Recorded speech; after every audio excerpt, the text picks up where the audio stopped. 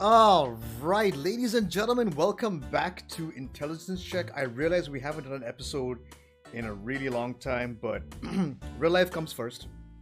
All of the good stuff. Either way, I am your host, Paul, or Grim, whichever you prefer. And I'm joined by my co-host, Conrad. What's up, boy? What's up? What's up? Okay, so it is currently boiling in our city. So if we are low energy, we do apologize. Yeah. So we're going to start off. So first off, the bard. I don't like bards. Conrad loves bards. So, so this episode we're going to discuss the bard subclasses, the options you have from Xanathar's Guide to Everything and Tasha's Cauldron of Everything. So in total, we have 5 subclasses to go over. We'll do Xanathar's first, and then we'll move on to Tasha's. So, what Xanathar's, like the Barbarian before it, it gives you many more character creation options, which are quite cool actually. It gives you ideas to come up with, to make your bard just like, I play a lute. Cool. How about something a little bit more flavorful, you know? So in Xanathar's, you can find defining works. And there's a table of stuff they've given as well. So for example, it's a table of 6 things you can roll for or pick whatever you want. The examples are the 3 Flambinis. It's a ribald song concerning mistaken identities and unfettered desire. Or maybe even Asmodeus' Golden Arse, a dramatic poem you claim was inspired by your personal visit to Avernus, and so on and so forth. You know, it's quite fun. It's giving you things that you could be a famous bard. And why are you famous? Probably because of one of these works. So you can sit with your DM and go, like if you're a musician like Conrad is, for example, you can actually write out the song. Yep. And suddenly you walk into a tavern and people are singing your song or something. It makes for great flavor and roleplay stuff. And you can just be like, yeah, I wrote that song. And then do some fun roleplay with that. Then another option they have is customized instruments, which I thought was pretty cool actually. Yeah. Like, for example, in one of my games, my bard, she's a belly dancer, but she's a satyr. So her instrument is actually her belt, which jingles. Which is kind of cool, actually. You know? So all her bardic inspiration, any music she's playing, all comes from her hips shaking with those bells on her hips. Which is kind of cool. Mm-hmm. But I mean, like I said, they give you options of a bunch of stuff, like a masterfully crafted halfling fiddle, an orcish drum, a tinker's harp of gnomish design, you know, stuff like that, which is really, really cool. It gives your instrument is for all intents and purposes, that's your spellcasting focus. Yeah, you can flavor the way you cast your spells also using your instrument. It's super cool. Yeah. Oh, the bard is all about like being super cool. Yeah. Be cool, damn it. Make use of these things. Yeah, being flamboyant and doing whatever you can. It's quite fun. From a roleplay perspective. Cool doesn't have to be flamboyant also. Yeah, you could just be super subtle, but that subtle thing that you do can be so cool. 100%. 100%. And then they add a fun thing called embarrassment. Which is also quite fun actually. So what the options they give you is matinee performance when a circus owlbear got loose and terrorized the crowd during your performance. So suddenly maybe your character has a fear of owlbears. Could be fun for a character creation situation. Another one is that time on stage when your wig caught fire and you threw it down, which set fire to the stage. So you're a disgraced bard. Yeah. You know, it's pretty cool. It's stuff. You can come up with again, they're giving you a bunch of options that you can choose, pre-written ones, but you can make your own with your DM. And have that be like the shadow looming over you, which could be super fun. Use these as like ideas. Essentially. Yeah, it's giving you more options for character creation, giving more flavor to your character, make you give a shit about your character more, which is always good. And then finally, we have a Bard's Muse. Now, the options they've given you are conflict, love, and nature. You can pick whatever you like. These are the options that are given to you. And it's quite good, actually. A quest of love, of unrequited love, either your love or someone else's love. Maybe you got two lovers together, tell their story, and so on and so forth. No, it's pretty cool. Lot of flavor that you can mess around and have fun with here. But the reason you're all here is to talk about the subclasses, or as they are known as the Bard colleges. Now, Conrad has played two of these, and I am familiar with one of them. So, Conrad, take lead. So, the first one in Xanathar's is College of Glamour. Like, just before we get into it ourselves, like, if anyone's listening and you're thinking about playing a cool subclass, but trust me, these guys are pretty cool. Yeah. And you gain features at 3rd level, 6th level, and 14th level. So, at 3rd level, you start off with Mantle of Inspiration. So, as a bonus action, you can expend one use of your bardic inspirations to grant yourself a wondrous appearance. When you do so, choose a number of creatures you can see, and that can see you within 60 feet of you, up to a number equal to your charisma modifier. Each of them gains 5 temporary hit points. When a creature gains these temporary hit points, it can immediately use its reaction to move up to its speed without provoking opportunity attacks. Which is pretty good. It's huge, yeah. It's huge. And the number of hit points increases when you reach certain levels in this class, increasing to 8 at 5th level, 11 at 10th level, and 14th at 15th level. It's awesome.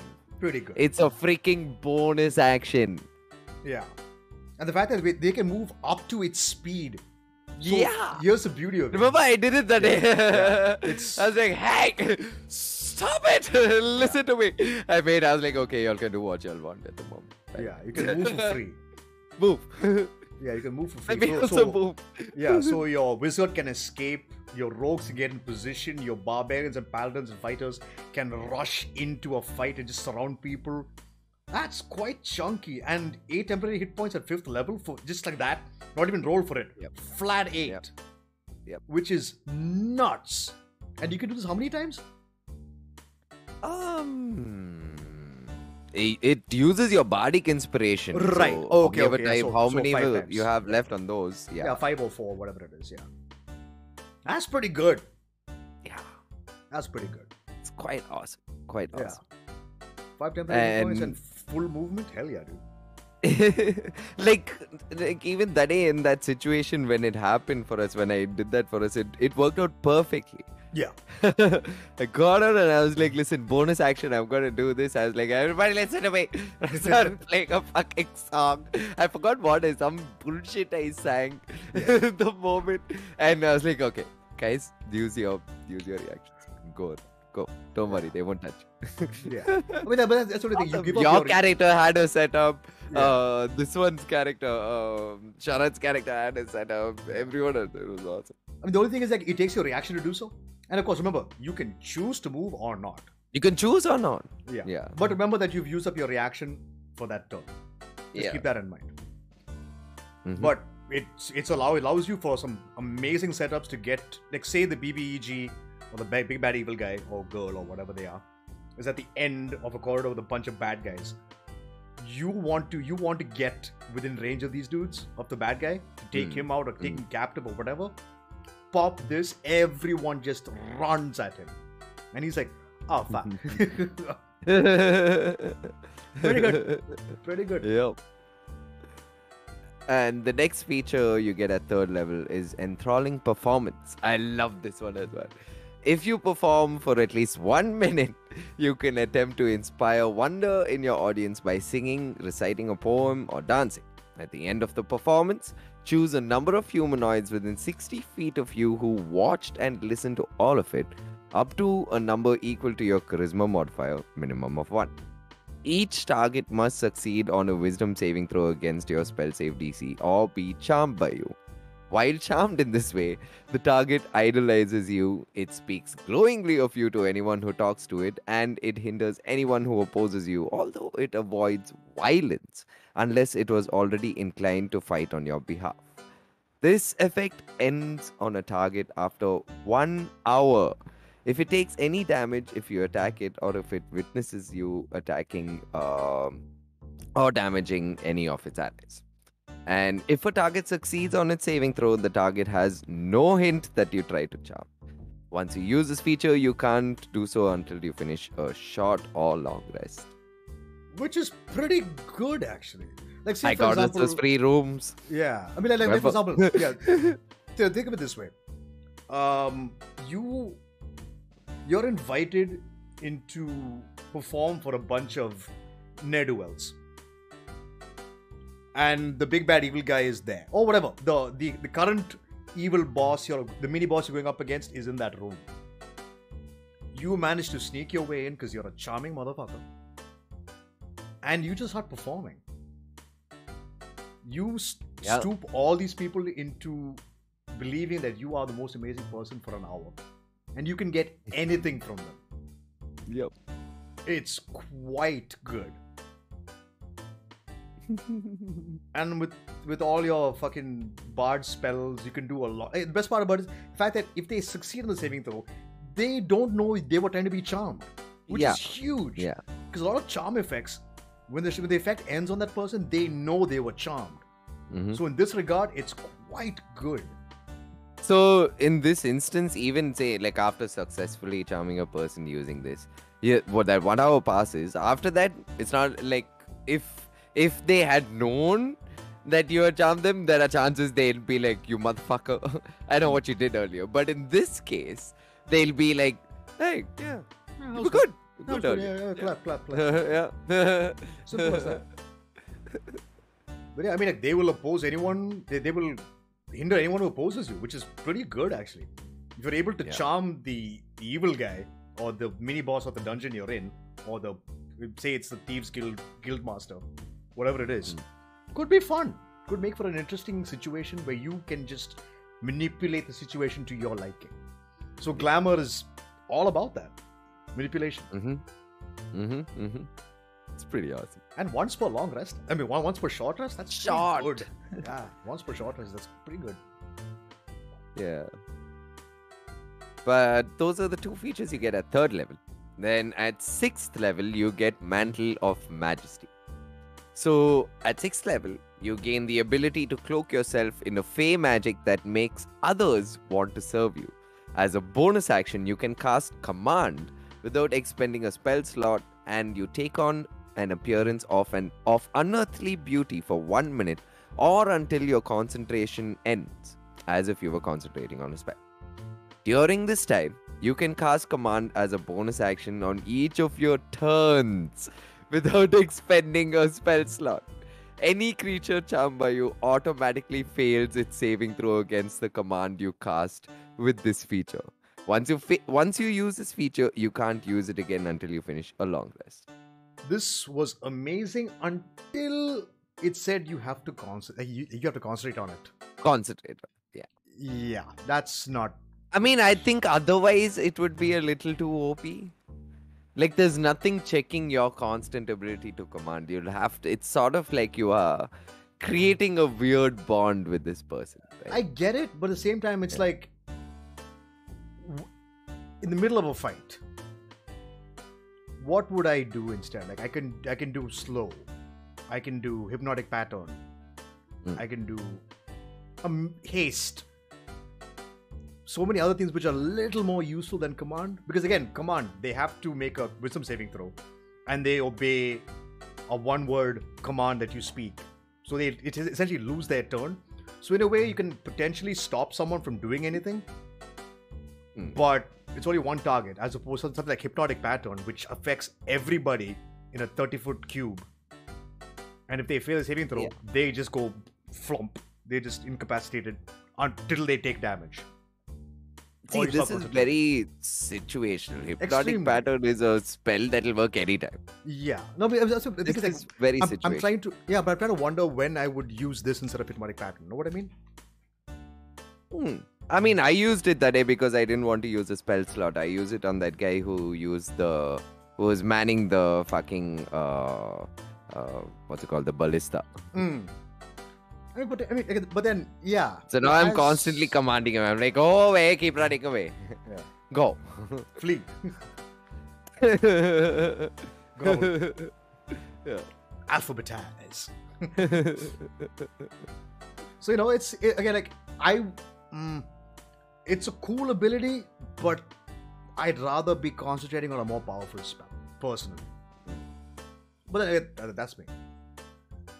Like I can even throw down fucking Cloud of Daggers. Have fun with that. Free damage. But again, being able to cast command for free every turn for a minute. Yeah. After Pretty that, good. it's just a bonus action every turn. Once they fail, they fuck. Yeah. So have fun with it. It's not bad. Out of combat, also it'll be way more potential. Yeah. Find a shopkeeper that's probably you get a sense that they are not the pleasing type, like the ones who won't listen to you easily. Like, come on, okay, stop it. Yeah. I mean, like I'd Go bring out the stash you don't want to sell. Actually, Yeah. bring out this good stuff. Yeah. Don't cheat me. because I'm Make going it to quick. cheat you. Yeah. I Make mean, it quick. Yeah, I mean, again, it's not bad. It's not a phenomenal ability either. But it has its use. It's very niche. I'd say it's niche in its applications. Okay, actually, even niche is not correct. It's still good.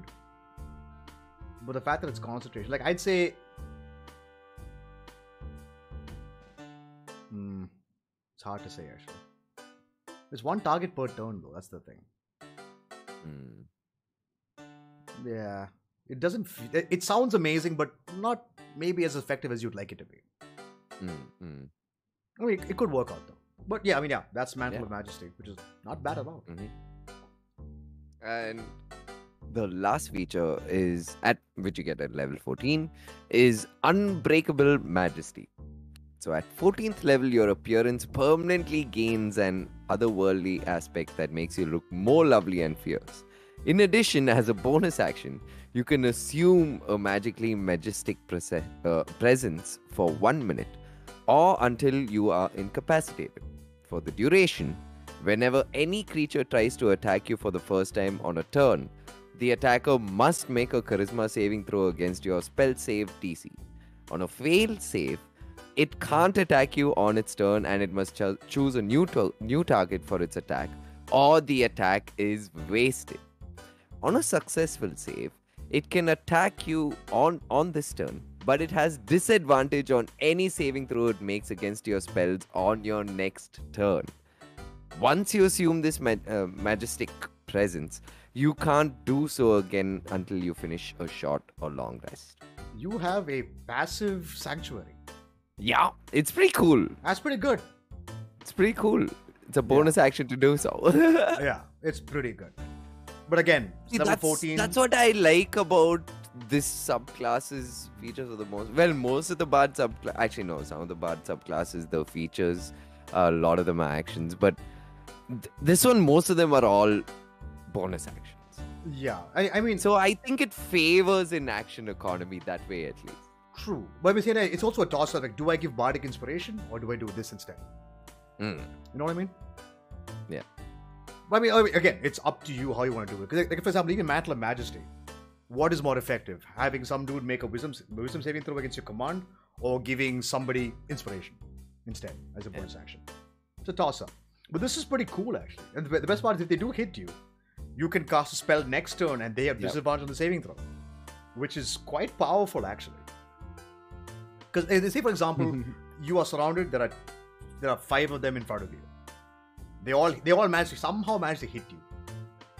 But then you can just go slow or hypnotic pattern, and they have disadvantage on saving throw. So people with say it's you up against monsters and who at have level magical... 14, I think if you I don't know if you get it by default at the bard spell list, but I don't know if you'll have access to those spells. But if you do get dominate person, like how I took magic initiate and took it. Yeah, 14th level, you have access to 7th level spells. 7th level spells. Dominate person is 7th level? I can't remember. Is it 7th or 8th? Can't remember off the top of my head. But you do get some crazy spells Yeah, at yeah. 14th level. Yeah. Seventh level spells are no joke. Yeah. So you can do some scary shit with that. That feature is kind of cool. But again, remember, that's level 14. You are entering tier 4 play. Yeah. Chances of getting this is very minimal. But that said, though, the first 2 features you get, Mantle of Inspiration and Enthralling crazy Performance, enough. are quite good. Quite good as a upfront situation. Yeah. But yeah, no, the cause of Glamour Bard is all about messing with people and just getting your way as best you can. And have fun with getting your way is the right word for it. Would recommend. It's pretty good. It's good fun. I have fun playing. It's awesome. Yeah. Okay. Now we're going to move on to the College of Swords. Now this is, again, I don't play bards, but I've seen this class played. And it's kind of cool. It's kind of cool, For those of you looking to multi-class, College of Swords with Hexblade Warlock is actually insane. Anyway, so like all bard subclasses, you get features at 3rd, 6th, and 14th. Apart from your base bard features, which we've done a previous video on. You can go to my YouTube channel and watch those. So, College of Swords is literally what it is. You are proficient in fighting with swords. So, you gain proficiencies in medium armor and the scimitar as a weapon. And if you are proficient, say from your race or something, you're proficient with simple or martial melee weapons, you can use that weapon as a spell-casting focus for your spells, which is amazing. You also get to choose your fighting style, of which you get to choose 2, which is dueling or 2-weapon fighting. Trust me, dueling is better. 2-weapon fighting is a trap. Do not use it. It is just no. How about no? What up, Shay? Yeah. Then you get the next feature at 3rd level, which is called Blade Flourish. So, at 3rd level, you learn to perform impressive displays of martial prowess and speed. Whenever you take the attack action on your turn, your walking speed increases by 10 feet until the end of the turn. And if a weapon attack that you make as part of the action hits a creature, you can use one of the following blade flourishes of your choice. But you can only use 1 flourish per turn. So, first is Defensive Flourish. You can use one of your Bardic Inspiration to cause a weapon to deal extra damage to the target that you hit. And the damage, the number you roll on the damage dice, you can also add that number to your AC until the start of your next turn. It's basically a passive shield. So at 3rd level, your Bardic Inspiration is a D6. You get to increase your AC by 6 if you roll high, which makes you even harder to hit because you're going to be upfront in personal in the fight. You are a secondary warrior or secondary fighter or secondary paladin, whatever it is. You can even do paladin with College of Swords, smite on that shit, and then flourish on top of that. Have fun with it. And then you have higher AC as well. Then you've got Slashing Flourish. You can expend 1 use of your Bardic Inspiration to cause a weapon to deal extra damage to the target that you hit. Keep in mind, all these flourishes add extra damage on top, which is a roll of your inspiration die. So for Slashing Flourish, you deal extra damage to the target that you hit and any other creature of your choice that you can see within 5 feet of you. So you do extra damage. So you hit a guy with your scimitar, that's 1d6. Add your d6 for inspiration, potentially 12 damage. If you roll 6 on that inspiration die, a target next to him who's 5 feet away, they take 6 damage for free. Which is great. It's almost like sneak attack. It's like a mini sneak attack.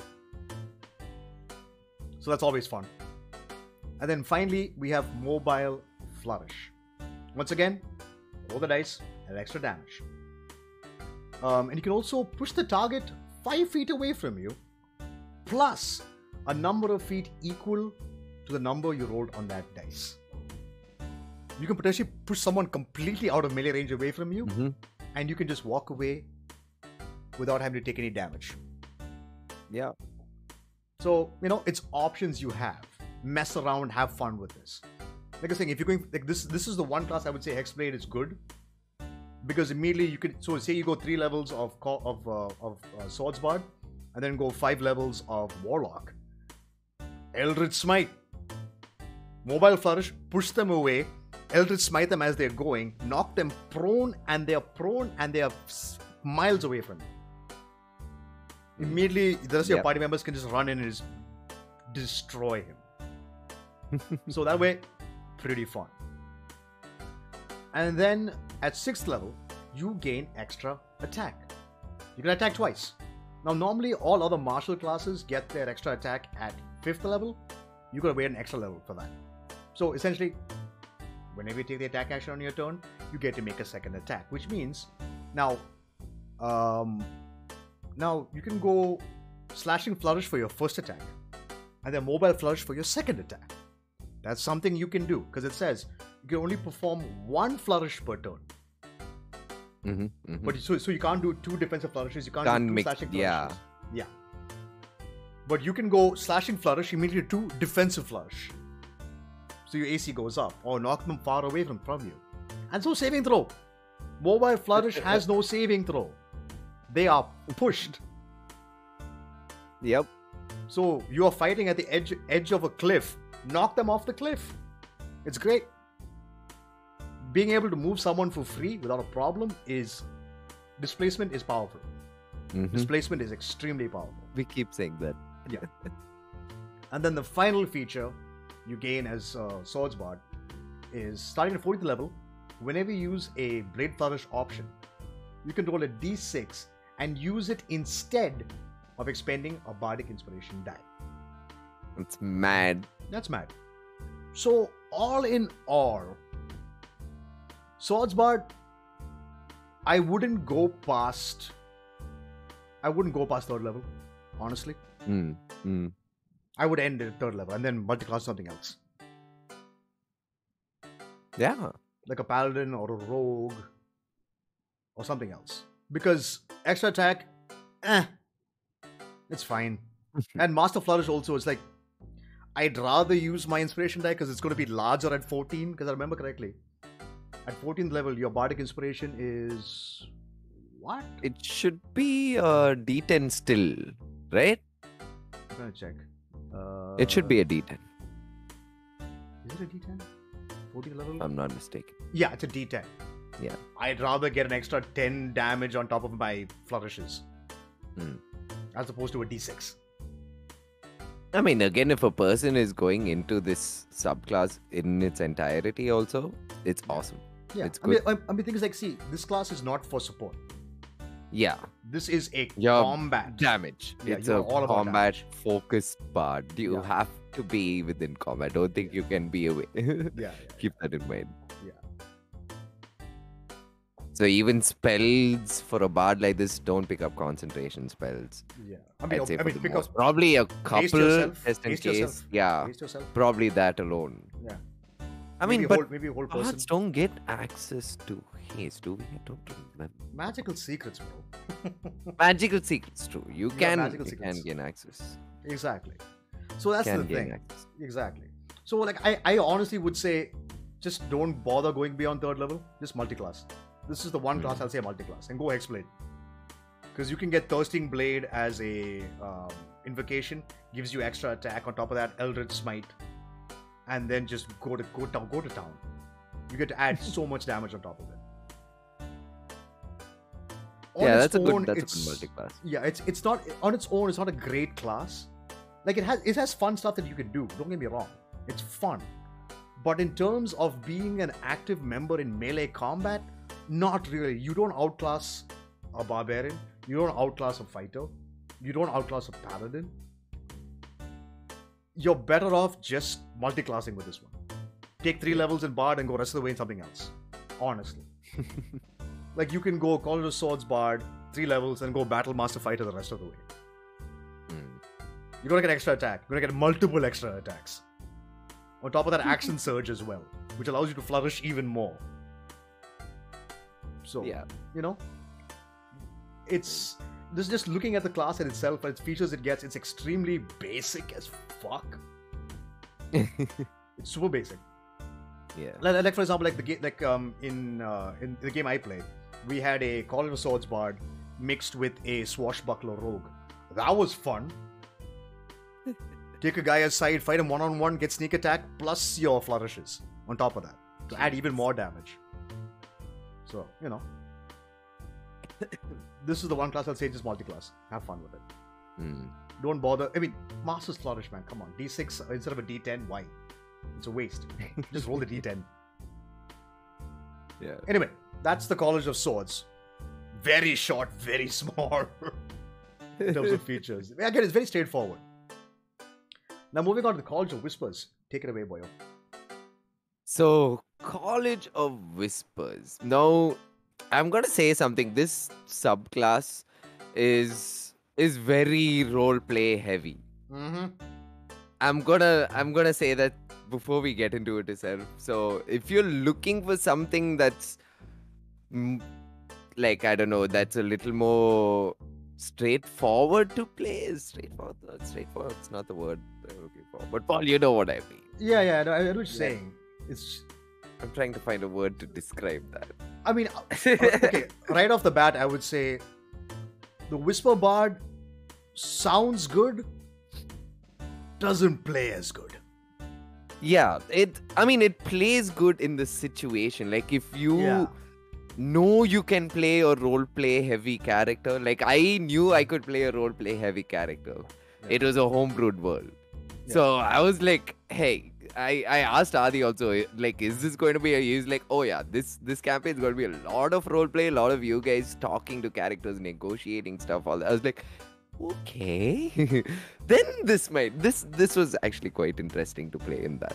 But I'm gonna say in combat, there's nothing much that this subclass does. I mean, okay. Let me be clear. Okay, we'll get into it. I mean, the thing is, bards by default have a lot of tools to work with. Don't get me wrong. So you will still be effective. You are still effective. Yeah, but not as effective as, say, a different subclass. It's not one of those. How do I explain it? You're not one of those cool bards, but you'll see. So, starting off at third level. So at third level, you get two features. The first feature, one of those features, is Psychic Blades. And with Psychic Blades, you gain the ability to make your weapon attacks magically toxic to a creature's mind. When you hit a creature with a weapon attack, you can expend one use of your bardic inspiration to deal an extra 2d6 psychic damage to that target. You can do so only once per round on your turn. The psychic damage increases when you reach certain levels in this class, increasing to 3d6 at 5th level, 5d6 at 10th level, and 8d6 at 15th level. It's pretty cool because when we leveled up to 5th, that 3d6 actually made a big difference.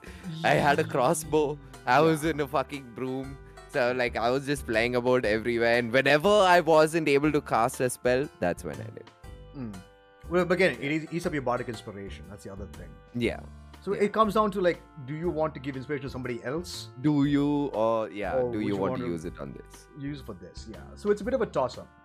And sometimes, would I rather give the inspiration to a paladin who can then just smite on top of it? Or a barbarian who is reckless, gets a crit, and does brutal critical? It's one of those, like, what makes more sense in the moment. So, you know, like I said, this subclass of bard is not combat focused. Not at all. This feature being there is just like they just gave some damage, like, you know, to the subclass. Essentially, is what they did for it because it's not a damage focused subclass at all. Which it's weird, man.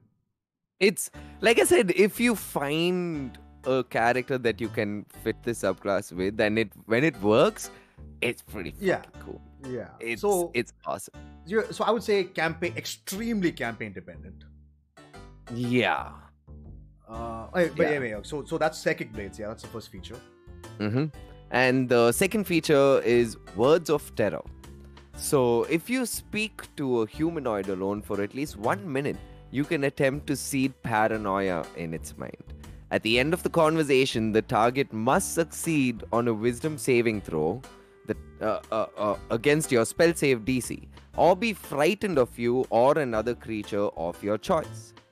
The target is frightened in this way for 1 hour until it is attacked or damaged, or until it witnesses its allies being attacked or damaged. If the target succeeds on its saving throw, the target has no hint that you try to frighten it. Once you use this feature, you can't use it again until you finish a short or long rest. Yeah, like this it's cool. It's cool. So, like I said, it's very situational. It's very out of combat. It's very roleplay heavy. Yeah, like how I often... got to use it and it worked. Yeah. Like I used it quite. But how often are you actually alone it with was somebody? As that's what I'm saying. I was playing a character that actually went alone couple of times. So No, I mean, yeah, it you was worked fine. out. Yeah, it worked out for you. But then, Yeah. generally speaking, as a general play for everybody, how often is the character going to go off alone? You know the rules. Never split the party. Yeah. See, again, So it's it's not like- necessary that you have to go off alone with someone. You can just take that character aside to just probably to another room where your party is in the other room and you and them alone. Yeah. Sure. Yeah. Then Again, it'll work. Potential is there. Yeah. But just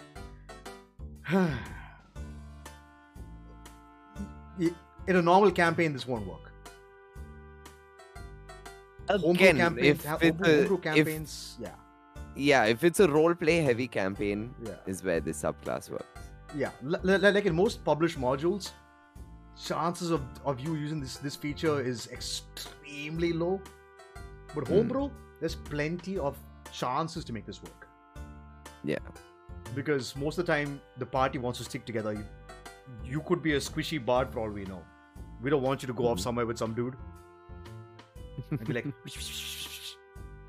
no, just do whispers and like in my head, I thought this was all about infiltration, all those kinds of things. But this seems more like you're just here to freak people the fuck out. Yeah. Yeah. But yeah, so it can be freaking people out like in different sort of ways. You can be super creative with it also. Yeah. I mean, it also comes down to Like- what is your DM going to allow. Yeah. Like my dude was all about spinning tales, right? He makes up stories of tales in his previous life, in his past life. He was a good writer, well-known author. And he's got stuff like published within the world and stuff. Like he's actually that well-known. Like people quote his books and stuff. But then shit happened to him and he flipped. He was a changeling. So we made it in a way where he changed his appearance. And he's constantly in this whole new appearance, which is this bard. Like the College of Whispers bard. Which is all about telling myths and tales that are meant to freak people out. Yeah. And he uses it personally on people like this. Like I've managed to use like this couple of times on fucking people. It's fucking awesome. Again, like don't get me wrong, the application is phenomenal. Yeah, It's when just- it needs it's- you need to have the situation for it. Yeah, like I would say, like this and the Assassin Rogue are one of those like I'm gonna go alone and do shit. Yeah. You want to play Hitman? Like this is Hitman. College of Whispers is Hitman. It's quite cool. Just set up Yeah. this evil aura around you. People are like, oh fuck. But yeah, Yeah, just take this and then go into Rogue. yeah. Have fun with it. It's good fun. Yeah. So those are the features you get at 3rd level. And then at 6th level, you get Mantle of Whispers. At 6th level, you gain the ability to adopt a humanoid's persona. When a humanoid dies within 30 feet of you, you can magically capture its shadow using your reaction. You retain this shadow until you use it or you finish a long rest. You can use the shadow as an action. When you do so, it vanishes, magically transforming into a disguise that appears on you. You now look like the dead person but healthy and alive. This disguise lasts for 1 hour or until you end it as a bonus action. While you're in the disguise, you gain access to all information that the humanoid would freely share with a casual acquaintance. Such information includes general details on its background and personal life, but doesn't include secrets. The information is enough that you can pass yourself off as the person by drawing on its memories. Another creature can see through this disguise by succeeding on a wisdom insight check, contested by your charisma deception check. You gain a +5 bonus to your check. Once you capture a shadow using this feature, you can't capture another one until you finish a short or long rest. And I was so waiting for us to play more in that campaign and level up so I could start doing this on the ship. Yeah. This was going to be my mode of infiltration, man. Yeah, this is literally Hitman. You're literally Hitman. Yeah. Just con someone into murdering someone for you. All you have to be there and be like, oh, poor soul. Yeah, the only Whoop. problem with Man. the only problem with this situation though is the issue is every conversation you have will be an insight versus deception. Yeah.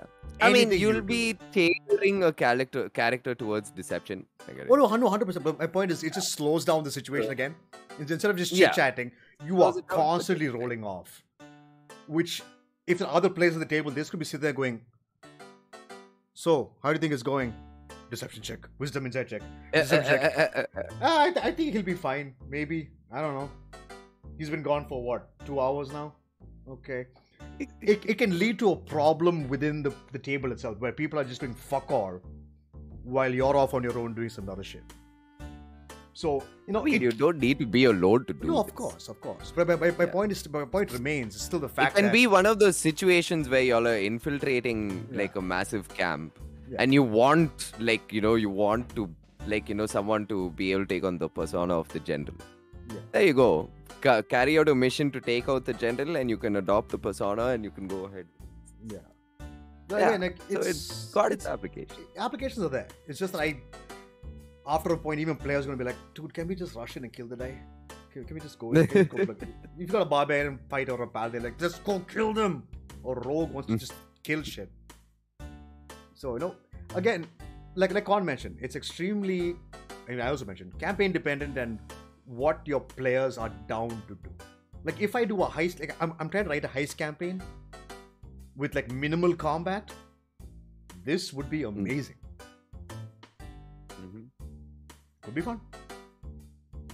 But other than that, its uses are extremely niche, unfortunately. Like, I wouldn't recommend this to anybody. I'd be like, are you sure you want to play this? Because most people see psychic blades and go, yes, at 50th level, I do fireball damage to their brains. I'm like, cool, this campaign only goes to level 10. So, it's one of those. Yeah. Like, psychic blades. I'd rather dominate somebody or cast something better than that. But yeah, whatever. I mean, you will be able to dominate someone. Doesn't mean you're not getting things from the Bard class. 100%. Yeah, So, Bard class is still powerful. But as a subclass, I'm like, But yeah, go on. Last feature.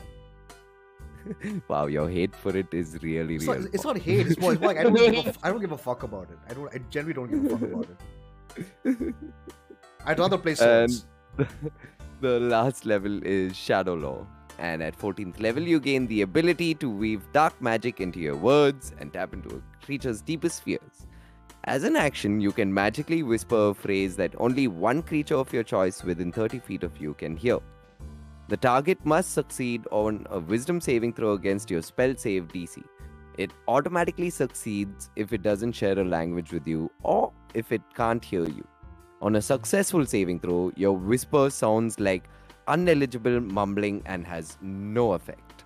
On a failed saving throw, the target is charmed by you for the next 8 hours or until you or your allies attack it, damage it, or force it to make a saving throw. It interprets the whispers as a description of its most mortifying secret. You gain no knowledge of the secret, but the target is convinced you know it. The charmed creature obeys your commands for fear that you will reveal its secret. It won't risk its life for you or fight for you unless it was already inclined to do so. It grants you favors and gifts it would offer to a close friend. When the effect ends, the creature has no understanding of why it held you in such fear. And once you use this feature, you can't use it again until you finish a long rest. Yeah. Yeah. Applications are good. Yeah. Like I said in the beginning itself, it's just extremely roleplay heavy. Yeah. If Although you know you have a campaign to play. I really wish you would gain knowledge of the secret though. Yeah, you could homebrew that. Yeah. Could work that out. Because if you gain knowledge of the secret, then you'd be like, oh, blackmail, baby. Yeah. Because this could create an extremely interesting situation where you're blackmailing somebody, and they want it could be even used against the players as a adventure hook. The entire party is being blackmailed to do things, and you are on your way to stop this guy from blackmailing you. It could make for an extremely cool adventure hook. I don't know how this will apply in a campaign for yourself. But it's for an hour? Oh, 8 hours. 8 hours. 8 hours. 8 hours. Yeah, but then it knows you affected it. The fact that it knows that you, quote unquote, know its secret. What's to stop them from coming after you after 8 hours? Unless if they're still alive, that is.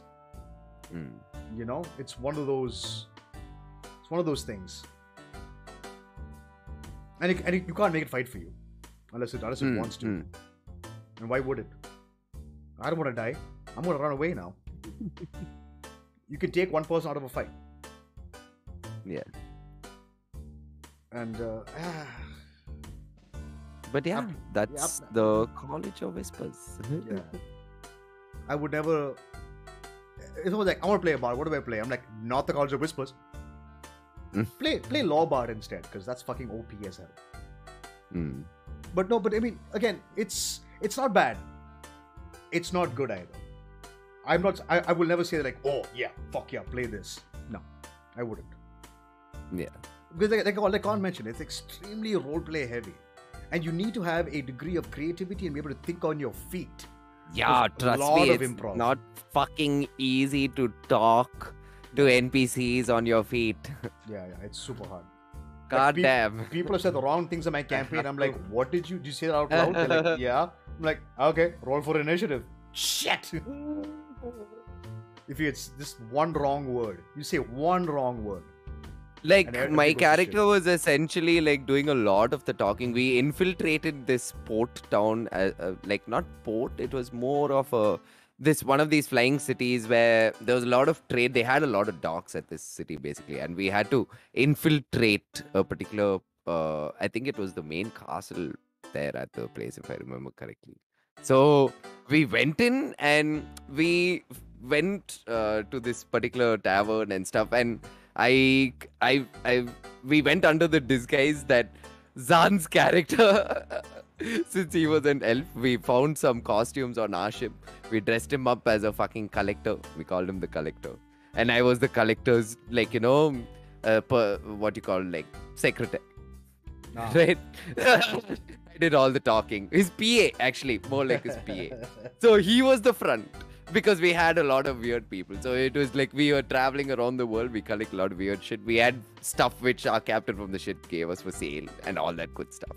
And like, it ended up where we went to the tavern and I was like, I ended up having to talk to the fucking tavern guy. And my God, they were so suspicious of us, dude. And every time I opened my mouth, I was like, oh, what do I say to this guy? How do I convince him that we're fine?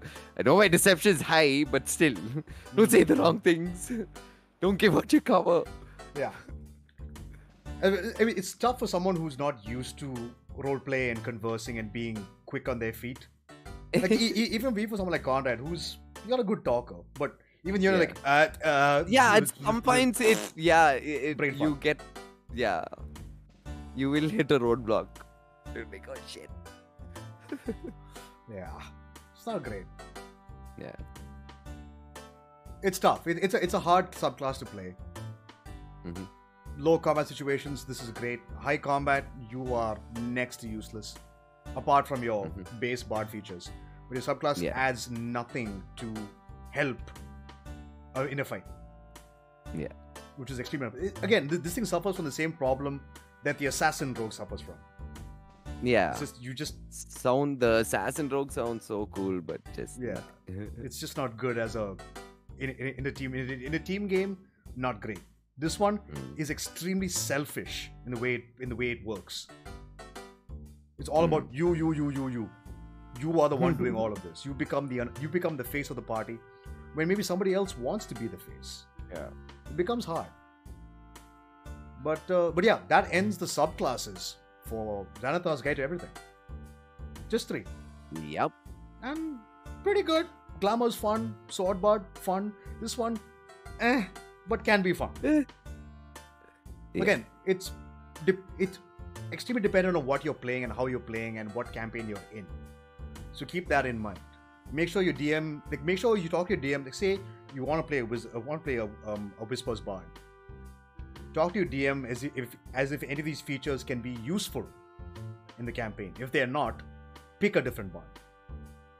Yeah. Because he'd be like, you're going from fight to fight to fight. It's a dungeon crawl. There are no NPCs around. What are you going to do? None of this is going to help you. You want features that will help. This does not, unfortunately. In the grand scheme of things, doesn't help as much. But yeah, that ends Xanathar's. Let's move on to Tasha's. So, Tasha's didn't add anything particularly new in terms of features, but the new features you are given are several new spells, which I did not know the bards didn't have before. So bards now have access to color spray and bards didn't get access to command. I did not know that. I have a doubt on that. It was not on the spell list. Yeah, maybe. It was not a spell list. But I feel like it. But maybe, yeah. No, which is also why the Glamour Bard was so good, because you got command. Probably, yeah. Which is why it was so valuable before. Now it's just like you get command. I did not know that bards did not get command. It's such an obvious... It's so bardy in the way that it is. It's like, how could they not get that?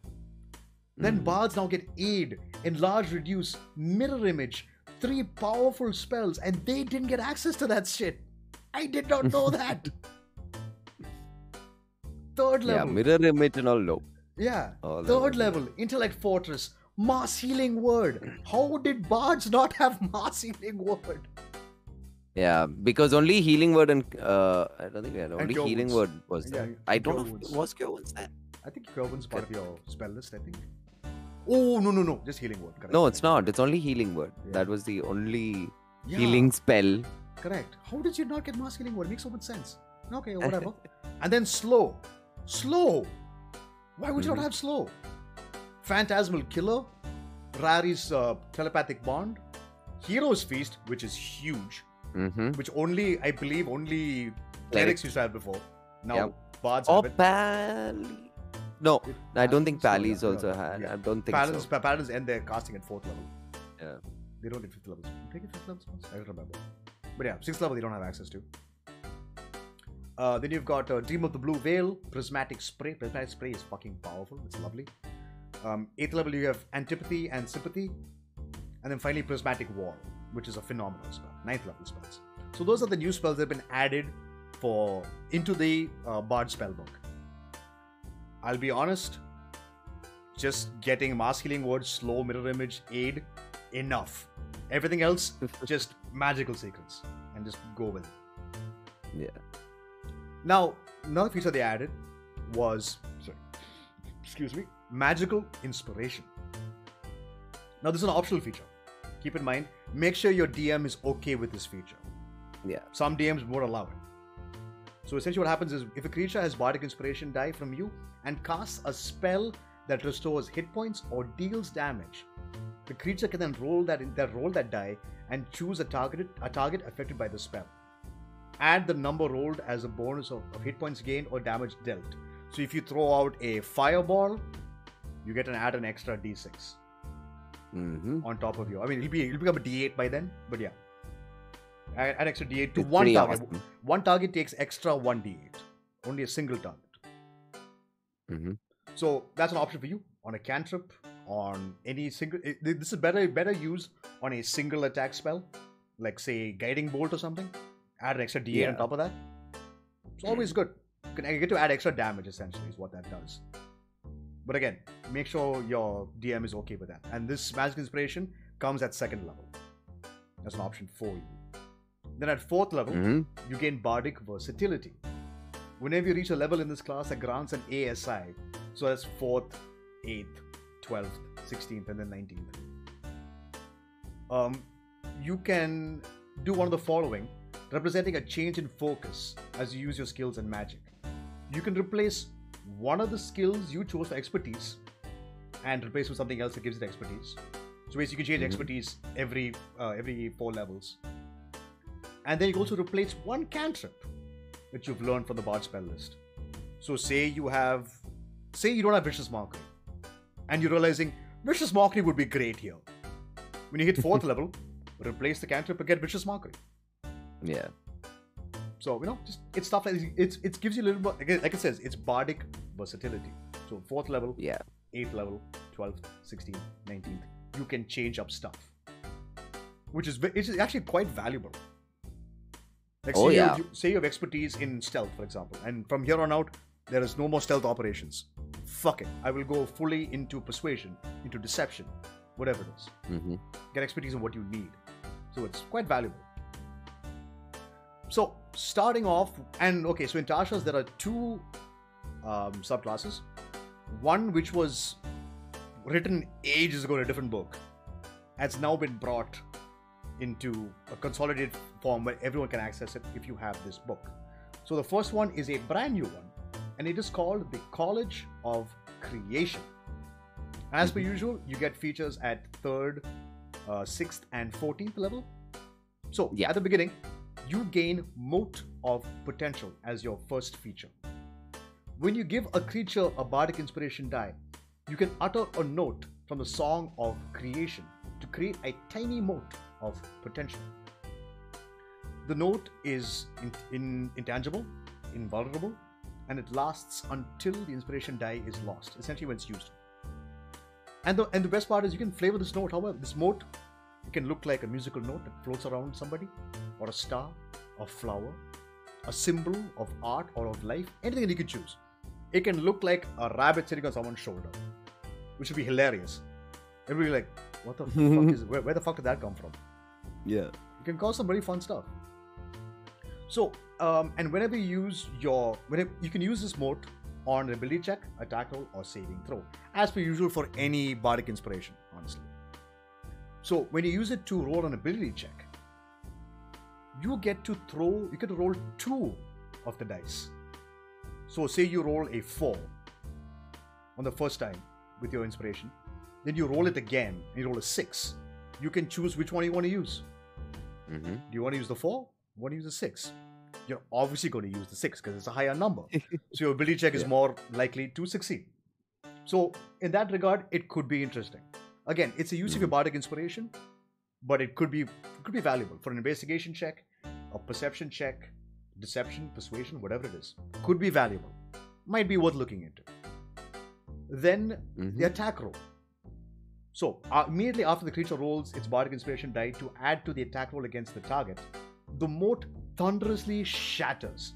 The target and each creature of your choice that you can see within 5 feet of the target you hit must succeed on a Constitution saving throw against your spell save DC or take thunder damage equal to the number rolled on the bardic inspiration die. At higher levels, you're rolling a d10.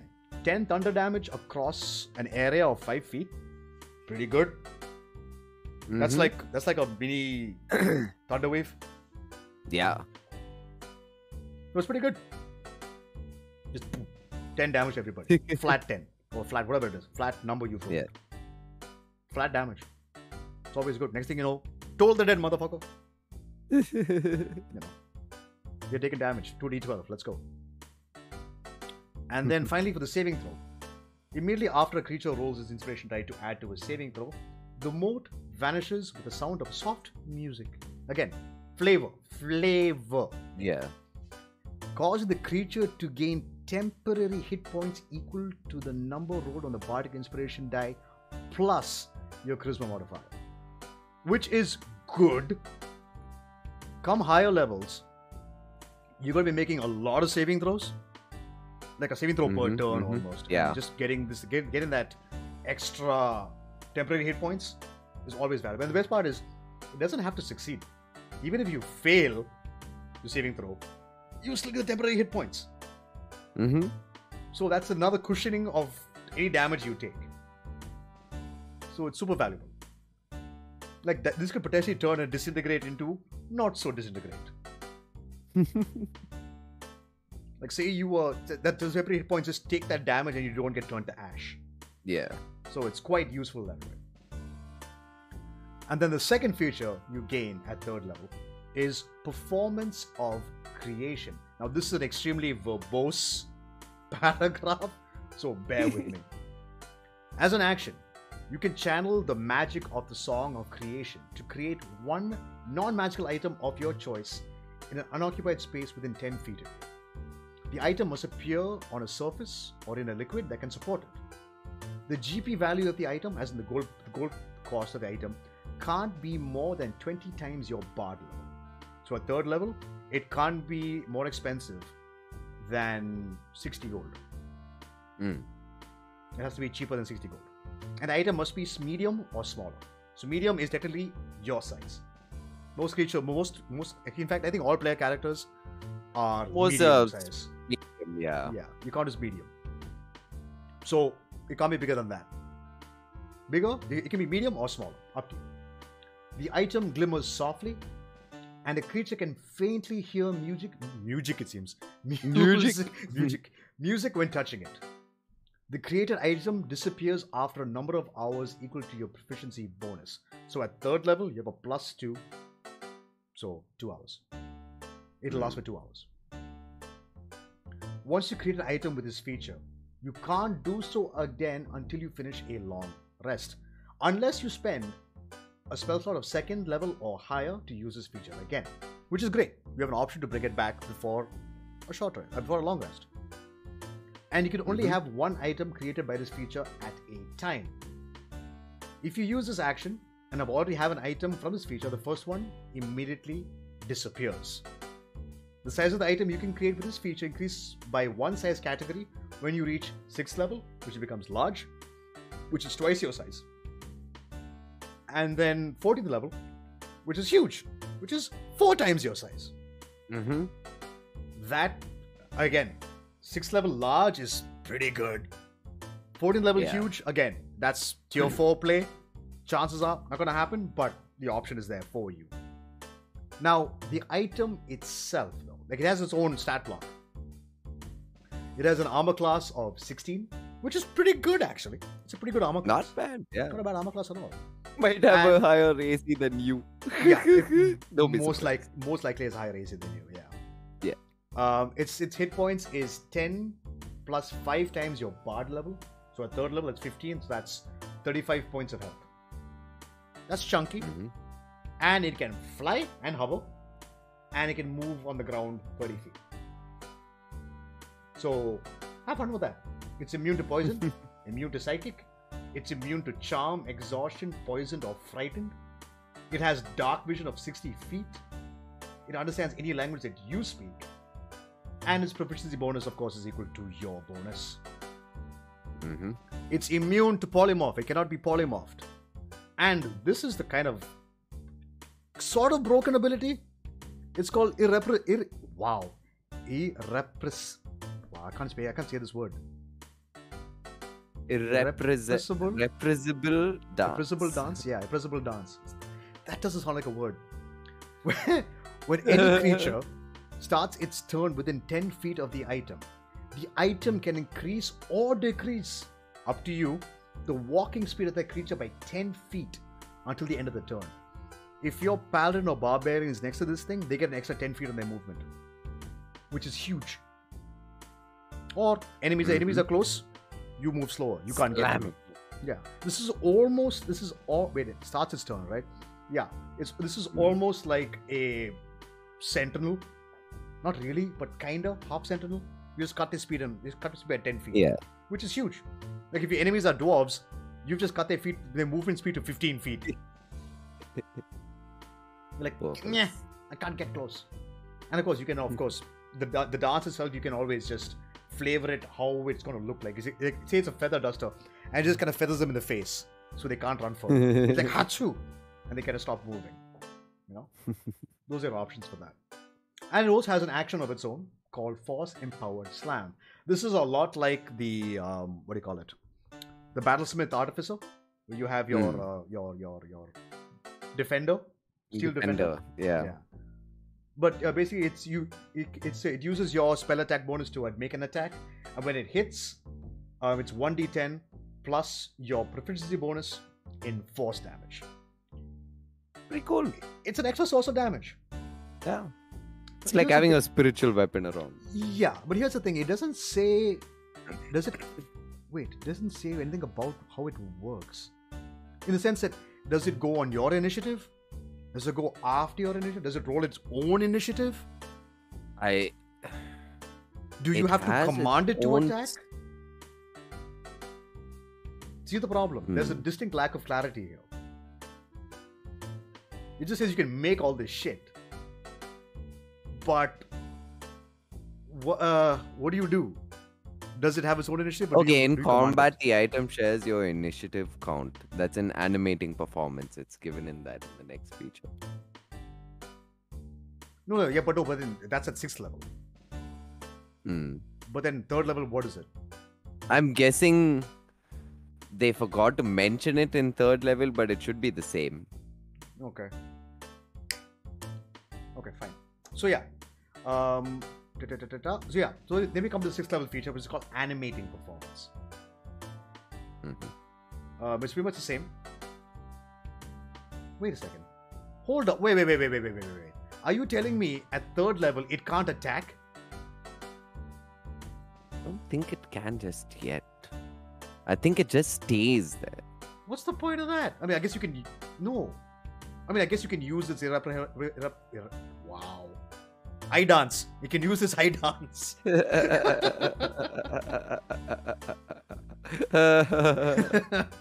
It can use its eye dance. I guess that's the only thing it can do. And only when it hits 6th level can it make its attack action.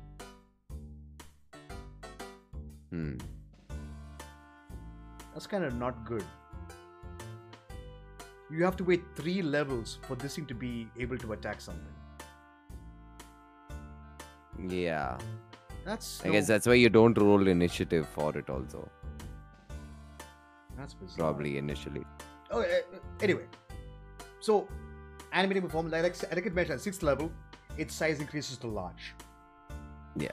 So, as an action, you can target a large or smaller object, non-magical object, within 30 feet of you, and animate it. Animate item uses the dancing, which we already spoke about. It's called the dancing item, the construct that you summon. So, there it is. We already spoke about the stat block. And it's friendly to you and your companions, obeys your commands, and lasts for an hour. Now the difference from the 3rd level, is that you have to choose one thing within 10 feet of you. And see, this is so confusing. It's really bizarre. It lives for an hour until you do 0 hit points. But in this case, the first one, it lasts for a total number of hours equal to your proficiency bonus. So this is a battle situation? Or does it stay, or is it its animated ability lasting only for that time? I'm assuming like you animate it in the middle. It says as an action. Yeah, so the action is to target a large or smaller non-magical item that you can see within 30 feet of you. Okay, so would... Yeah, you create a non-magical item with your performance of creation, right? and then you animate it. I'm guessing that's, given the wording, that's Right. how they treat the object. But then in which case, this dancing item stat block doesn't come into effect until 6th level. Until 6th level. Correct. So it's just it's just walking with. What's the point of this? It's just a feature then? non-magical item. It's not even walking or anything with you, I think. Because This is I've at least I would assume that. right. No, I'm looking at it. It doesn't make sense to me. Like, why would I use this until I hit 6th level? So my 3rd level feature, performance of creation, is pointless until I hit 6th level. I'm guessing. What the fuck? No, it's Okay, there's clearly some wording issues here. There's a distinct lack of clarity here. I think that is it though. Like with performance of creation, you create a non-magical item, right? Hmm. And it But it you doesn't can say just anything create about it in an unoccupied space within Sure. 10 feet of you. Right. Okay. But the issue And- also, no, it doesn't tell you it can make an attack roll. It doesn't say anything about its initiative count. Nothing. In the 3rd level Right. feature. Yeah. So, but only Because 6th level feature it's does it just say. because it's non-magical, it doesn't have any need for a stat block, I guess. But it must though, because see, the idea is the only difference with 6th level is that the fact that I you can guess become you a would- large creature. You can become a large Yeah, object. I guess here's the thing. I guess the main, like the base stats would be the same. Like its armor class, its hit points. Not its speed though. It's not animated yet. You get what I'm saying? I'm guessing. I know. Again, That we're just is the spitballing. case. We're spitballing. Yeah. But right now, the writing that's given to us is extremely vague. Yeah, it's Because if we are doing rules as written, this thing can't do jack shit until 6th level, yeah. which is garbage. I mean, you can just make stuff and sell it for money. But it lasts for 2 hours. Immediately, people know like, what the fuck? You really Yeah, robbed get out me. of there. Again, Scam. scam, sure, but that means okay. Rules as written, performance of creation is garbage. I mean, Okay. Unless it has all of See. this shit, but it's medium. yeah. I think only at 6th level does it really play, like, to its strength Right. to an Okay. extent. So, rules is written 3rd level pointless. 6th level not amazing, but something. Anyway, so let's continue with animating performance. Yeah. Holy shit, we spent a lot of time just discussing that crap. So it lives for an hour until it reaches 0 hit points or you die. In combat, the item shares your initiative count, but it takes its turn immediately after yours. It can move and use its reaction on your own, but only takes its action. Oh, so you have to bonus action command it to use its action. Yeah. So immediately, you are giving up your bardic inspiration to make this thing attack. Not good. Oh wait, hold on. Okay, so you use a bonus action to command it to do something. That's fine. And if you are incapacitated, it'll only take the dodge action and nothing else. When you use your bardic inspiration feature, you can command the item to, as part of the same bonus, use. Oh, okay. Okay, so not so bad. You can still give bardic inspiration and still command it to attack something. So it's not okay. So it's not bad. My bad. I didn't read the full thing. It's fine. That's not bad. You can inspire somebody and also have your thing attack. That's good. Yeah. And once you animate an item with this feature, you can't do so again until you finish a long rest, unless you expend a spell slot of 3rd level or higher to use the feature again. You can only have one, as usual, one animated feature at a time. And if you already have a creature that's animated, it goes back to normal. and the new thing takes the form of it. So that's an option for you. It's an extra body on the field. Do not get attached to the thing. Just send it out and make it tank shit. Make it take hits. And of course, it's not a companion in any way. It's a construct. It's a mediocre familiar. It's not even a familiar. It's a construct. Literally a construct. Yeah. It's an option for you. And then the final feature you gain, which is called Creative Crescendo. When you use your Performance of Creation feature, you can create more than one item. And the number of items equals to your Charisma modifier to a minimum of 2. If you create an item that would exceed that number, you choose which of the previously created item disappears. Only one of these items can be of the maximum size you can create. So at 14th level, you can create a huge object. So say your Charisma modifier is 5. You can create 5 objects. You can animate 5 objects. One of those objects can be huge. The rest of them have to be small or tiny. And you are no longer limited by the GP value. And that's pretty much it. You get 5. You are basically Mickey Mouse from Fantasia with those brooms carrying buckets.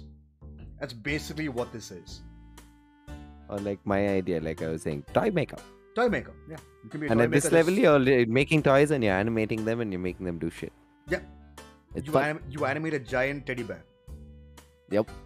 That's scary. I'll animate a version of the bears from the tale we all knew as a kid.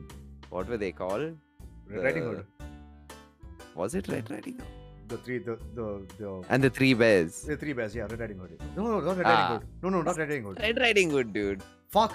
But the other one. Yeah. Goldilocks. Goldilocks, yes. That's the one, yeah. Create a toy version of that. Yeah. Could be fun. Paul, I just got to do something. I'll just be back in like 2 minutes. So I'll be right back. Just continue. Alright, will do. Yeah. Okay, moving on to the College of Eloquence. I want to be very clear about this subclass. It is fucking powerful. Problem. Okay, so just to give you the flavor text. Adherents of the College of Eloquence master the art of oratory.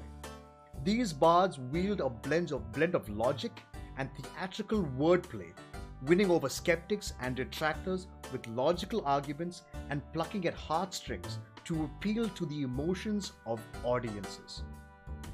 Immediately, this is not a combat bard.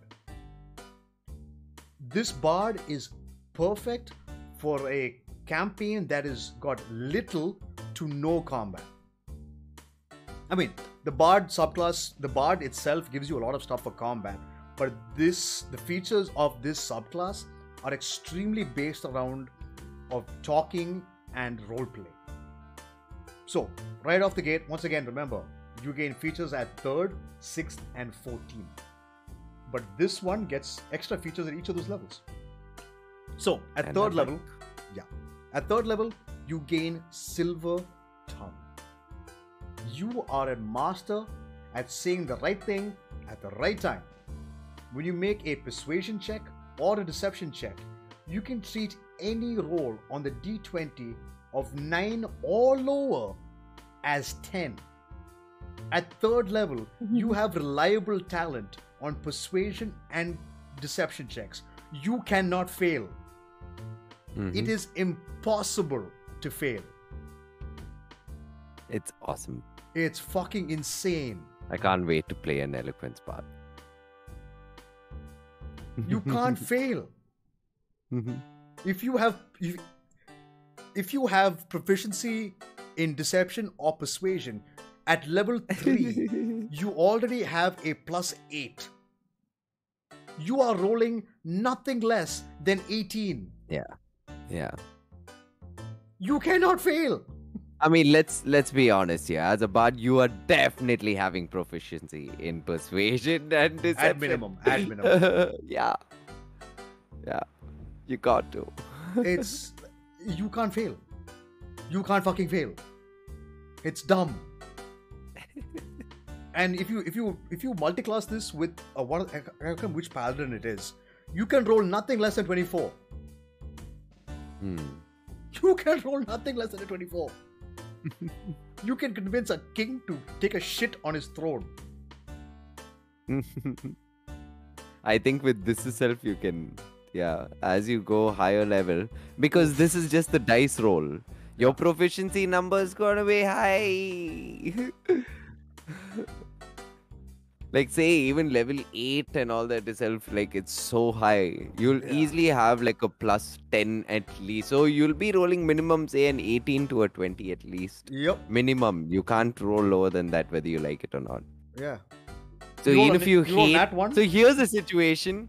You actually find someone that you want to share the truth about, but if I was the DM, I'll make the silver-tongued person fucking roll deception check, even if they're trying to be honest with someone that they might be trying to build a relationship. Yeah. I'm like, no, first you roll your check, and then you speak. I want to see. Yeah. But being eloquence, I can't fail. Yeah. You're just gonna keep. If you have to lie, you'll just lie. You lie. You are beautiful at lying. You're beautiful. You're so good at it. You're so good at it that you can never fail. You can never fail, dude. Because they'll have to roll an insight check of 18 or higher to know if you're lying. Yeah, Sam Riegel is playing this part right now. So Eloquence bards are fucking insane. it's nasty. He's already being a dick with it. Obviously. And it's perfect for like a person like him who can fucking speak. Like these are the gift of the gab fucking bards. Yeah. That's what I call them. Yeah. The gift of the gab. Yeah. Fucking hell, dude. And then the next feature you get at 3rd level. Unsettling words. You can spin words laced with magic that unsettle a creature and cause it to doubt itself. As a bonus action, you can expend one of your bardic inspirations. Choose one creature you can see within 30 feet of you. Roll the bardic inspiration die. The creature must subtract the number rolled from the next saving throw it makes for the start of your next turn. Fuck. Awesome. That's amazing. You can Good setup for your other spell other spells, casters. exactly, yeah. Or for yourself also. Yeah. It's a bonus action to do so. Bonus action. Unsettling words. You would take a minus, I don't know, -6 on your next saving throw. Yeah. Command. Strip. There you go. They are going to fail. A -6 to the saving throw? Jesus Christ. Because your spell save DC at 3rd level with a +5 is DC 15, yeah. They have to, so say they roll 20, -6, 14. They fail. It's insane. It's insane. Like, and now that you have command, you can do some fun shit with this. It's like you walk up to an official's fucking office. He just stares at you like, you know, like to say like, who the fuck is this stranger? You just look at him, oh, don't worry. I'm just here for those papers you have in your hand. And he's like, what the fuck are you doing? Yeah, I cast command and bonus Papers. action. I'm going to use unsettling words on him. He's like, son of a bitch. 100%. He fails. Or you walk up and think, keys. Like you just beckon, move your hands as give me, and just say keys. Yeah. Command, do it. I can't Immediately, wait to play one. yeah, eloquence is just fucking insane. And then at 6th level, you gain two more features. First one, unfailing inspiration. Your inspiring words are so persuasive that other people feel driven to succeed. When a creature adds one of your bardic inspiration dice to its ability check, attack roll, or saving throw, and the roll fails, the creature can keep the bardic inspiration die. Yep. How powerful is that? You can hand It's out quite good. inspiration like candy. Yeah. For 10 minutes, That is 60 rounds of combat. They can keep using this until they succeed. I mean, this is a high tier subclass. It is amazing. It's But again, it's like I mentioned to everybody at the beginning of this is not meant for a high combat campaign. oh, not. Political campaign, this is overpowered as fuck. Yeah. It's amazing. Heist campaigns, political campaigns, all this stuff, this is phenomenal. Yeah. And then second feature at 6th level is called Universal Speech. You gain the ability to make your speech intelligible to any creature.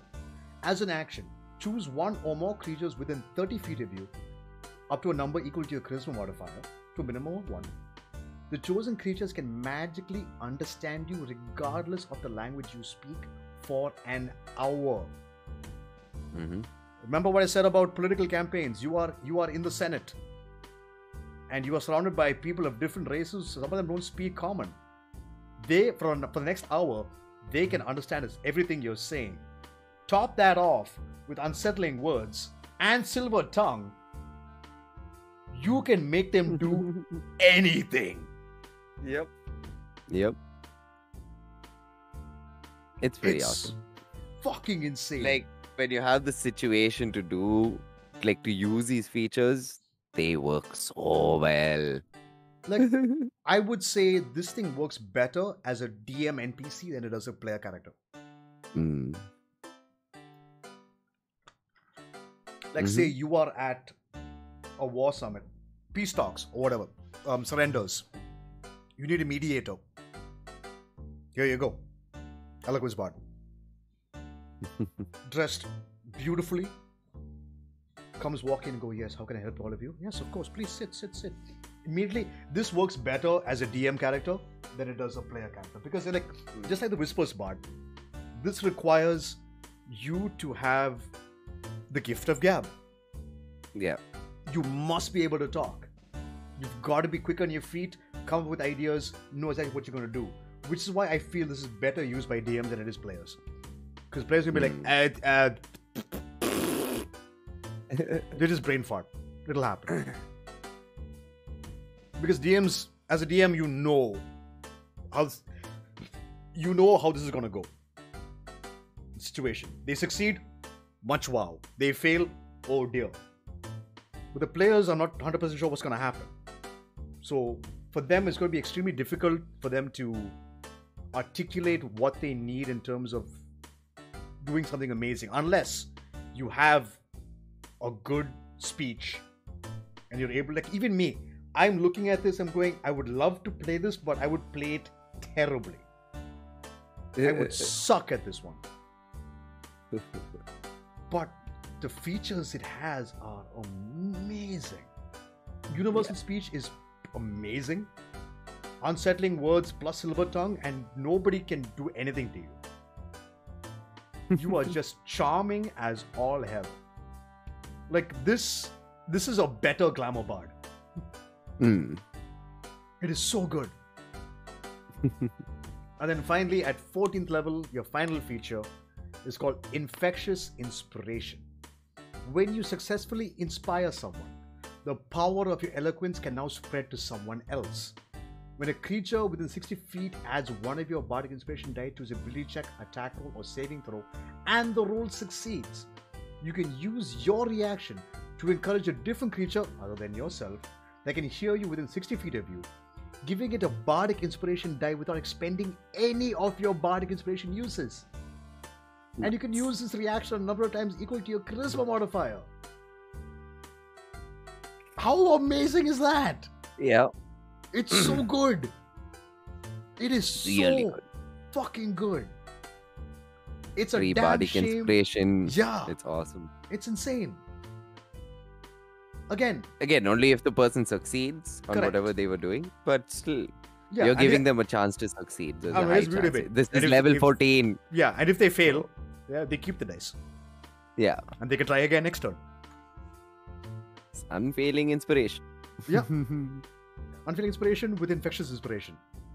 It's a insane. good it's a good support bard also in Yeah, that way, it's a in that beautiful support regard, bard. with how much the bardic inspiration works Yeah, is really good. yeah. I mean, So that coupled with the basic class features of the bard, yeah, you're awesome. yeah, 100%. Like, okay, like for example, like let's say you're doing a campaign that's a dungeon crawl. Silver tongue and universal speech may not come into too much May effect. not come into play, yeah. Yeah, but unsettling words and unfitting inspiration and infectious inspiration are still Yeah. effective. Yeah. So even though That's good enough. exactly, yeah. So even though some features may not be viable in most campaigns, the ones that are viable are really good. Yeah. I mean, Really fucking unfailing inspiration, man, that Yeah. saves the bard's economy so much. good. So much. Like, trust me, bards, it's okay to be stingy about your spell slots. If you feel you're a bard, you're stingy. It's okay to be, because we have very limited things you can do, Hmm. right? You're very focused Yeah. on a particular thing. Although you can talk your way or perform your way into a lot of other things, but Yeah. especially when it comes to combat, you want to hold on to your spell slots and pick spells that are really going to impact you or your team. There's no harm in picking up healing word. I picked up healing word and I inevitably became the unclaimed healer of the party. Yeah. I was the bard sending out healing words. Yeah. Can't have it. Like this thing is this subclass is beautiful. Yeah, it's good. It's good. It's so It's good. good. It's so fucking good. While others have issues like creation, where there's a distinct lack of clarity in the writing. Yeah. Creation, This I'd one- say play it and homebrew it maybe with your DM. Maybe, Not maybe. homebrew it, like whatever's there, just relate them. Just make Yeah. some sense out of it. Like And rules as yeah. intended versus rules as written. Yeah. You know? So that's all subclasses. Yep. Eloquence is S tier, Mm-hmm. without question. Play it, Oh, yeah. but just be mindful that a lot of onus is on you to make this class good. Its features Yeah. are great, but for you to use it effectively, make sure you're confident in your ability to speak, Yeah. because you can get a lot of stuff done. I mean, like I say, you can never fail persuasion or deception. Yeah. You can't fail. You roll a 1, it's still an 18. Mm-hmm. What the fuck? Actually, no, it'll 18. It'll be 16 to start. Because your proficiency To start, bonus yes, is plus it'll 2. be. It's plus 2. Yeah. At level 5, it becomes an 18. If your charisma is, of course, 5. Yeah, so it's 20. So, which you're gonna get. You're definitely gonna do that. You're gonna max your charisma as soon as possible. Yeah. So at level 5, you can roll nothing lower than an 18 for charisma or Mhm. deception, which is insane. And here's the best part: you are definitely gonna put expertise. Expertise. Fuck. Mm-hmm. Oh, wait, hold on. It was expertise. You put expertise into persuasion. Double proficiency. That's 11. Yep. Beginning itself. At level 5, you have plus 11. You can roll nothing less than a 21. You can roll nothing less than a 21. You will never fail. It's awesome. That's so broken. That is so broken. But here's the thing again, it's broken in a particular situation. It's broken in verbal jousting. Yeah. Which is what you're good at, because you're all Combat. about Yeah, eloquence. yeah. I mean, you can convince somebody to stand down in the middle of combat also. Like, yo, we have an army. We have an army waiting That outside. high persuasion, you could deceive them into believing in. Your DM could make you roll both. He'll be like, okay, deception for lying, and then persuading him for actually trying to get him to stand down. Exactly, yeah. And you'll roll a 21 for both. Yeah. It's, yeah. like, listen, we run into the big evil guy's lair. Like, yo, you're surrounded. Stand down. Deception check. We are what level now? Are we? We are level 12. My proficiency bonus is what again? Let me double check that. Give me a second. Your proficiency bonus at level 12 is +4. Expertise +8. 8 plus 5? 13. 23. That's my roll. Yeah. Do you surrender? How is he gonna say no? More You so are you lying crit on out it your- and then you're yeah, just yeah, doing yeah, even yeah. more. Exactly. You're in the 30s. You're rolling a minimum at level 12 with expertise 23. The lowest you can roll is 23. It's awesome, dude. You can you can end combat. Exactly. You could. You open your mouth, potentially combat's over. Yeah. Your barbarian is going to be very upset. I just raged, motherfucker. could. And if he's berserker, it's even worse. He means he's exhausted after the fight. Nah, I need to play me an eloquence bard at some point. I've been eyeing it for a while. I've never found the situation to play it. Yeah, it's hard to fit into a campaign. Like even most DMs will be like, tough. I think it's Oath of Glory. I think it's Oath of Glory. Yeah, Oath of Glory and Eloquence together with this channel Divinity, you can roll nothing less than a 24 at level 3. Wow. If you multi-class. Nuts. Yeah, it's kind of dumb. So, have fun with this one. Fuck with your DM. Mm-hmm. Destroy all his combat encounters, all his intrigue and subterfuge. You can talk your way out of anything. You can talk your way into anything. Just for the fuck of it, make an ugly ass motherfucker who's got the most amazing voice on the planet. You have the golden voice to get anything done. It's nuts. It's awesome. Yeah. Eloquence Bards. And again, if you want to do damage, there's College of Swords. That also was good. Yeah, College of Swords was good as well. Yeah. For being upfront in combat, if you want to be relevant in combat and upfront, College of Swords. 100%. College of Swords. So, like, I would say, out of all the bards, Law, Eloquence, top tier. Mm-hmm. Everything else is below that. Yeah. No, because I mean, honestly, everyone's going to pick Law Bard or Eloquence. Why would you go for anything else? The Law Bard is just too good. You get Magical Skills at level 6. Holy shit. A free 3rd level spell. Go for it. Of any class you want. Just don't pick Fireball, it's a waste of spells. Pick something better than that. But now you get slow, so you don't have to pick slow with your Bardic with your Magical Secrets. You get slow. But yeah, guys, a lot of spells. You get a lot of spells, yeah. That you don't have to sacrifice for. Yeah, like Spirit Guardians. College of Swords and Spirit Guardians. Have fun with that.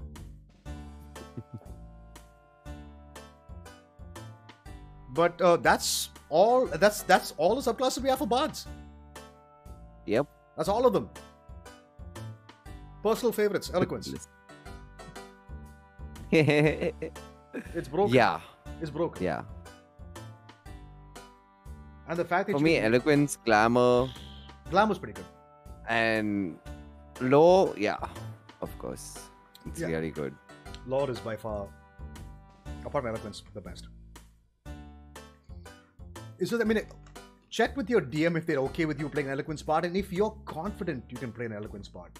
This is one of those things I'd be, like I mentioned before, I'd be very hesitant of a new player to try Eloquence. But an experienced player who's played maybe, I don't know, 4 or 5 campaigns or 4 or 5 games or whatever, I'd be like, maybe you want to try this and see how it goes. Yeah. Because it's quite good. I mean, even if you're like, worried if you can think about stuff, just do it anyways. Maybe this character will be a way for you to channel that ability. 100%. Yeah. Be awesome. I mean, I get like, there's no shame in writing shit down. Yeah. You can write, like, like one of the few things I've I written more stuff bards. down. Yeah. Especially when I'm playing a bard, I've always got a notebook at the side writing stuff down. Yeah, it's like this is what I'm going to say for this bardic inspiration. Or Yeah. this is what I would say to spin words or whatever it is. Yeah. You know, so it's all about that. And eloquence is just so good. But yeah, guys, that's the bard class in its entirety as it stands. More books might be released. There are several homebrew bard classes out there, which you guys are more than welcome to look at. If you're gonna choose a homebrew bard class, check with your DM if it's okay. Yeah.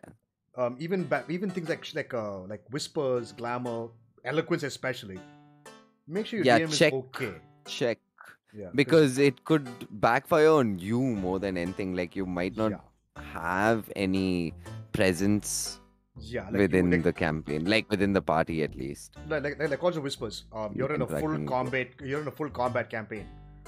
You have nothing. The only feature you can use is psychic blades. That's it. Yeah. Only feature you have. Not gonna help you. Yeah. But yeah, be careful. Bards are tricky. They take a lot of planning to play correctly. They do actually. Yeah. I know I've prepped the most for my bards whenever I've gotten the chance to play them than for any other character. 100%. It's a lot of work. It's a lot of work. So, bards, they're kind of busted. But they're fun. I would never play one. I say that now. But looking at eloquence, I might play one. You should. If I'm going to play one, I'm playing eloquence. I'm sorry. I'll probably play eloquence mixed with some warlock. Like a great old one warlock, just to fuck with people's brains even more. Could be fun. But yeah, guys, that's everything from us. Anything else we want to talk about? That's it. Also, guys, we're really sorry for the fact that we're not consistent in our episodes every week. We might look at a change in day. That's okay with you? Yeah. Yeah. So we might change the days. Like Fridays has become a little difficult because now, if you guys didn't know, Con is a full-time musician, and Fridays is usually when gigs are happening. You know, around the city. Basically, Con will be busy, and I don't want to do this without him. Because he's my boy. So we might look at a change of days, just so we can be a little more consistent on a weekly basis. Because a lot of stuff like this has been these Tasha's and Xanathar subclasses have been pending for ages now. Yeah. And we want to jump into them because we want to give people more chances to try new shit and have someone explain to them how the classes work. Some people are not willing to read. I'm like, yo, here's a breakdown for you. Here's how you can use. Here's how we think you can use this class in whatever regard that you want. So we'll try and change up days. We'll let you guys know. So next week, tackling the cleric. Clerics. Oh man, it's like all my favorite classes, one after the other. I love it. Yeah. Even and the one after is going to be awesome. Yeah, and the cleric subclasses in Xanathars and Tasha's. Oh my fucking god. Let's go. Clerics were OP. Now they're OOP. Yeah. Fuck. One of my favorite classes in there. Insane. My subclasses, I mean. Yeah. It is the best subclass, hands down. It is the best. So, that's it. We will catch you guys all, hopefully, next week. So, from all of us here... Actually, I forgot. Sorry. Remember, you can hit us up all our socials. Hit me up at House of Grim on Instagram, at cornerboy_2024_TV for Conrad on Instagram. You can follow Conrad because his Twitch ID is right there in the chat. Twitch.tv/cornerboy24. Follow him for his streams. And if you're here, you already know me and you're already watching.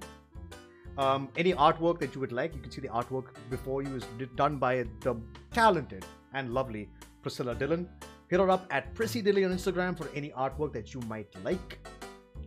And that's everything from us for today. So thank you guys all so much for watching. We'll see you guys hopefully next week. So till then, Roll for initiative, and we'll see you guys then. Peace out, guys.